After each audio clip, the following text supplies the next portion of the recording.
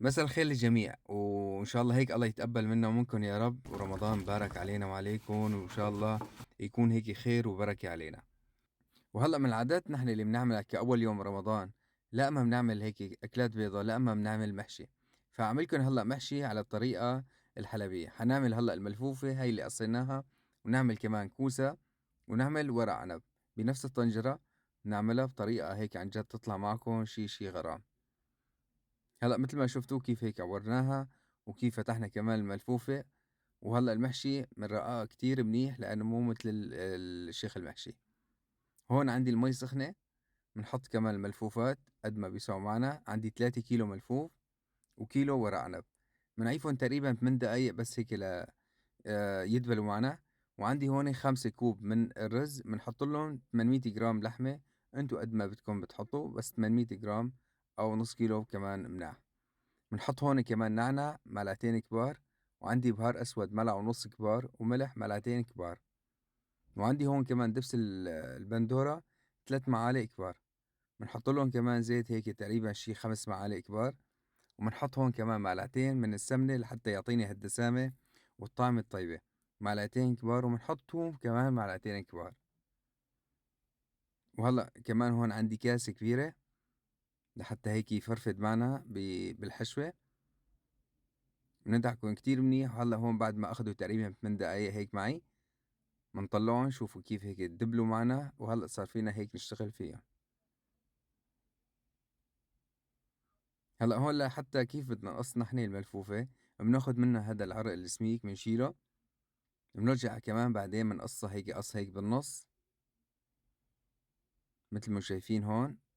هلّأ بناخد هيك كمان بنقصّها هيك بالنُص، وهيك بصير معنا ورقتين. إذا كانت كبيرة أكبر من هيك فينا نحن نقص الورقة بالنُص لحتى بتصير معنا هيك 4 ورقات. هلأ لحتى نلف نحن هون الملفوف، الكمية حسب الورقة. إذا كانت كبيرة بنكتر شوي الحشوة، إذا كانت صغيرة بنصغر الحشوة. ولا تخافوا أكيد يعني ما راح تكب الحشوة منا، لأنه بالسلق بالطنجرة الملفوفة هيك بتزم هيك على بعضها، وبتضل الحشوة بقلبها ما بتطلع لبرا أبدا. بنكمل هلأ هيك كمان. عندي هون الكوسة كمان بنحشيها، بس بنخلّي تقريبًا هيك تقريبًا إصبع يعني لحتى لمّا بنحطّها على النار الرز بده ينفش معنا. وعندي هون كمان ورق العنب، بنحطّهم بس بمي سخنة من دون يعني مي سخنة يكون هيك مغلية، وبعدين بنطفّي عليهن وبنخلّيهن هيك بقلبُن وبنشتغل فيهن. وهلّأ هيك بعد ما لفّينا نحن الورق العنب، بنجيب طنجرة وبنحط الباقي تبع الملفوف، العروق اللي عنا.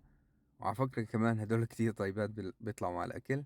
بنبلش هلأ هيك نحن بالورق العنب، لأنه ورق العنب أقسى شي، ففينا نحطه نحن بالطنجرة من تحت. بنرجع بنحط كمان الكوسة، وآخر شي بنحط نحن الملفوف، لأنه الملفوف بيستوي بسرعة.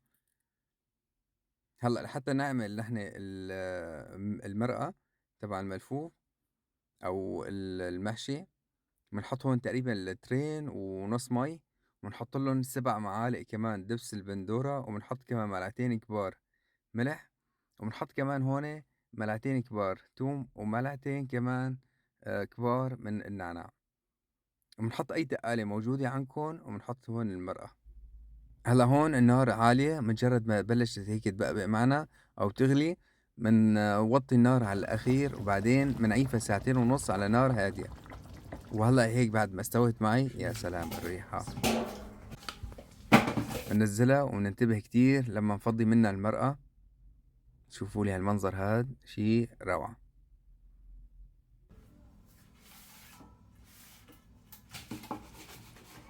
روايح عن جد يعني. والله اشتهيتكم هيك بس تشموا هالريحة هاي. الورق مستوي، كمان الكوسة مستوية، والحبة الرز شي عن جد غرام. هلأ بنشوف هيك نحن الملفوف. شوفوا لي بس هيك حبة الملفوف يعني الصورة لحالها بتحكي.